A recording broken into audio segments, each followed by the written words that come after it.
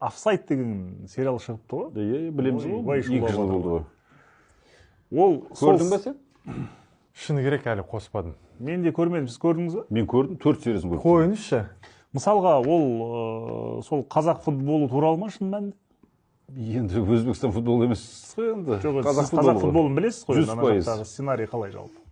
Таза Қазақстан футболы, ішіндегі командалардың аттары да, бапкерлердің аттары да, локациялар, сонымен қатар ойнап жатқан актерлардың аттары, типаждар, барлығы келіп тұр. Мен қазір енді оны сіздер былайша айтқанда маған қазір сол киноға байланысты реакцияңызды, өзіңіздің пікіріңізді айтып сұрыңыз деп жатыр.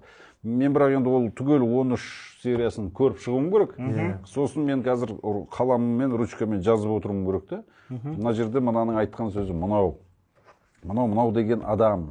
Персонаждардың бәрін айтасың. Айтып ойнап отқаны мынау, оның ар жағында отырған кісі мынау деген сияқты. Еркебұлан Дайыров, Астана футбол клубына қатысы бар болып тұр ол жерде. Білмеймін, сондай шығар.